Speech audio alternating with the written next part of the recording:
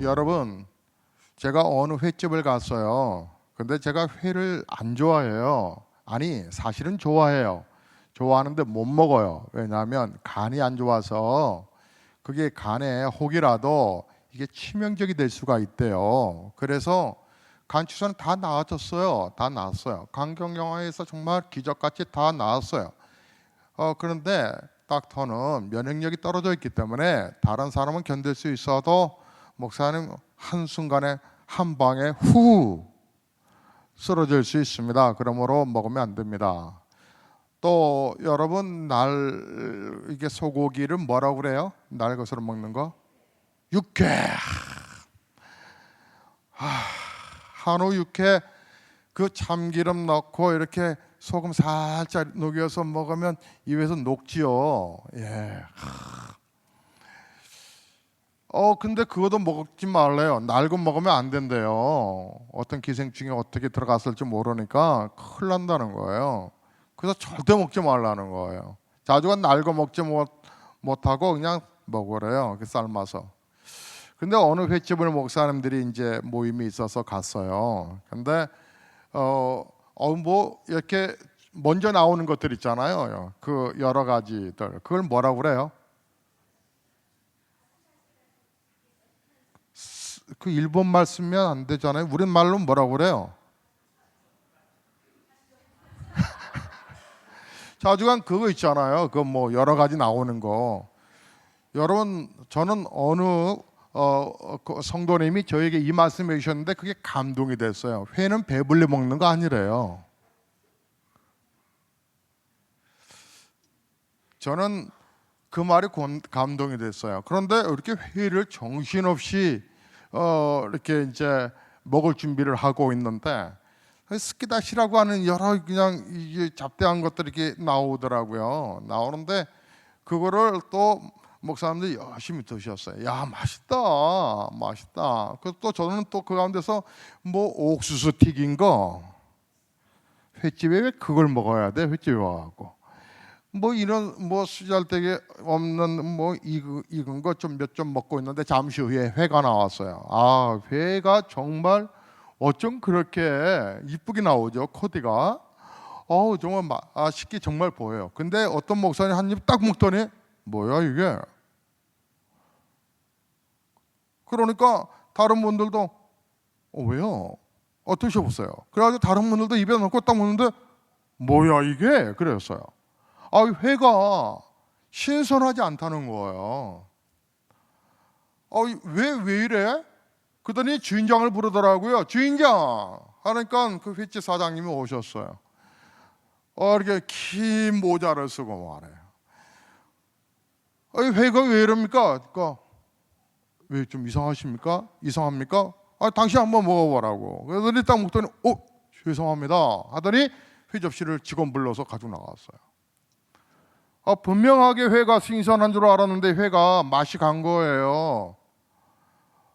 아유, 세상에 그 앞에 있는 맛있는 거 먹었는데 세상에 이 회가 상해보니까 이게 회가 회 먹으러 온 거지 이 잡다한 것들 먹으러 온 거 아니거든요. 그 다음에 다른 회가 나왔는데도 맛이 그렇게 아마 이게 수족관에 문제가 있었던 것 같아요. 그래서 분명히 싱싱한 거라고 잡긴 잡았는데 이게 시원찮은 거예요. 그러니까 결국은 회를 다른 회로 먹긴 먹었으나 목사님 기분 나빠했어요. 사장님도 미안했던지 음식값의 50%만 받더군요. 저는 기분이 좋았을까요? 나빴을까요? 저 나쁜 목사 아니에요? 저도 마음이 안타까웠어요. 왜요? 제가 돈을 냈으니까. 이왕이면 좋은 걸 접조했었어야 되는데 안타까웠어요. 횟집에서 회가 생명이지 그 잡다한 것들 나오는 게 중요한 게 아니에요. 여러분, 우리는 교회 안에서 여러분 봉사하려고 모이는 거 아니에요. 여러분 찬양 참 어쩜 그리 잘해요. 어쩜 그렇게 잘해요. 하지만 잘해도 내가 예배의 생명력에 하나님 못 만나고 가면 꽝이에요. 방송실 걱정돼요. 예배 준비하다가 당신들 은혜 못 받을까 봐. 여러분 안내하시는 분들도 마찬가지예요. 여러분, 우리가 봉사하다가 생명의 예수님 못 만나고 본질 못 만나고 여러분 그렇게 그냥 신앙생활 하는 경우가 있어요. 이거 정말 위험한 거예요. 여러분, 우리가 오늘부터 6주간에 뭘 대장정을 떠날 거냐면 말이 대장정이죠. 뭐 한 주 한 주 오는 대로 가는 거죠. 그러나 11월 셋째 주가 추수감사 주일인데 그때 여러분 볕단을 여기다 쫙 놓을 거예요. 지금 코디다 해놨어요. 그래서 그 벼 베기 전에 부탁도 해놨어요. 제 아는 우리 과수원 하나 있잖아요. 포도원 과수원. 그 이름을 좀 바꾸려고 하는데 제니시스 포도원이라고 그렇게 바꿔볼까 하는데 그 보면 옆에 이게 이 벼 농사 짓는데 부탁을 해놨어요. 그래서 벼 별 때에 몇 단을 좀 풍성하게 좀 놔두라고. 그래서 이 앞에 계단에 쫙 아주 그냥 볕단을 올려놓을 거예요. 추수의 계절에 코디를 다 끝내놨어요. 그런데 그거보다 더 중요한 영혼들, 하나님 앞에 드려질 영혼들에 관한 법원들을 목사는 기도하고 있어요. 그러기 전에 우리가 왜 모여야 되고 왜 우리가 교회 신앙생활을 해야 되는지 저희 교회 혹시 비밀 하나 알려드릴까요? 저희 교회 등록하시면 박진희 권사님, 우리는 어떻게 하죠? 네. 예, 우리 교회 등록하면 시신까지도 책임져 드려요. 예, 죽을 때까지 책임져 드려요. 예, 잘 걱정하지 말고 돌아가세요. 예. 아니 때가 돼서 일찍 죽으란 말 아니고요. 때가 돼서 내 뒷부분 교회에서 다 책임져 드릴 거예요. 예. 걱정하지 마세요. 우리 집사님 가운데 한 분이 지난주에 너무 마음이 상하고 속상하셔서 2부 예배 마치고 나서 목사방에 잠깐 들리셨어요. 집사님 저 보자마자 울어요. 얼마나 속상하셨으며. 집사님 마음이 힘든 것이 그대로 느껴지더라고요. 집사님 우울증으로 너무 속상하다는 거예요. 근데 쭉 얘기 듣다가 맨 끝에 제가 이제 3부 예배 시간에 있으니까 많이 얘기는 함께 나누지는 못했지만 집사님께 그랬어요. 집사님, 하늘에 하나님 계시잖아요. 이 땅에는요 김 목사와 우리 성도들이 있잖아요. 집사님 혼자 계신 거 아니에요. 일본의 자녀뿐만 아니라 이 땅에 우리 성도들이 있어요. 집사님은 외로워하지 마세요. 노년은 어떻게 될까? 내가 이제 나이 들어가면 뭘 노후 대책을 해야 되는데 걱정스럽고 막 속상하고 어느 날 여러 가지 염려들이 마음에 막 밀려오니까 너무 슬퍼진 거예요. 근데 집사님 정말 놓은 게 있어요. 놓친 게 있어요. 그게 뭐냐면 하나님과 우리 교회예요. 우리 성도들이에요. 우리 교회, 우리가 함께 갈 거예요. 우리는 이 땅에서 가장 정말 아름다운 공동체를 세워갈 텐데 여러분, 교회는 여러분의 시신도 책임지지만 교회는 우리 자라는 아이들을 소중하게 여깁니다.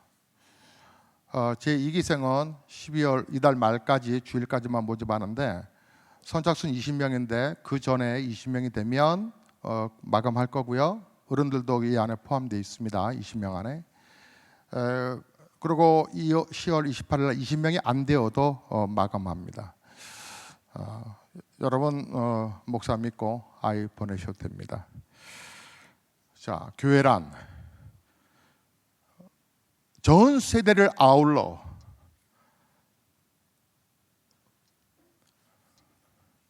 모두가 다 동일하게 하나님을 잘 섬기는 그런 의식과 믿음을 갖고서 행복한 하나님 나라가 이 땅에 이루어져 가기를 소망하고 그렇게 세워가는 것입니다. 지난 주간에 재밌는 일도 하나 있었던 거 우리 리더들은 아시겠죠? 교회 안에 찐방이 생겼어요. 여러분 한국교회 한번 쳐보세요. 찐방 있는 교회. 오늘 일부 예배 때에 그것을 기증한 지사님이 일부 예배 마치고 나서 설치된 뒤에 발코니 쪽에 찐방 있잖아요. 오늘 연세 드신 분들은 예배 끝나고 거기서 모임을 가지세요. 그 보시더니 너무 흐뭇해 하시는 거예요. 성도님들이 취미 장소가 있으니까. 여러분, 하지만 좀 전에 말씀드린 것처럼 횟집에 가면 싱싱한 회가 나와야 그게 목적이지, 옆에 부수적인 다른 음식들이 그것이 주 본질이 아니란 말이에요. 교회 안에서는 아이들에 대한 신경과 구체적으로 세상에서 하지 못하는 거 교회가 구체적으로 해내고 분명하게 해내고, 또 우리 봉사도 정말 행복한 마음으로 우리가 하려고 하고, 여러분 주일 오후 3시부터는 또 뮤지컬 하지요? 아이들 참 잘한다는 얘기 들었는데, 그러나 이 모든 것도 또 10월 말이면 우리 학생들, 아이들 음악 이렇게 배웠던 아이들 콘서트가 있습니다. 그래서 드럼도 하나 더 올려놨어요. 여러 옵션적인 부분들이 참 재미있고 참 좋은 일이고 또 해야 할 일들일 듯 하지만, 가장 중요한 아이들이 예배가 흐트러진다거나 성도님들이 예배에 대한 어떤 감격이 식어진다면 그거는 의미가 정말 없습니다. 모이는 이유와 목적성을 상실한 것과 같습니다. 교회는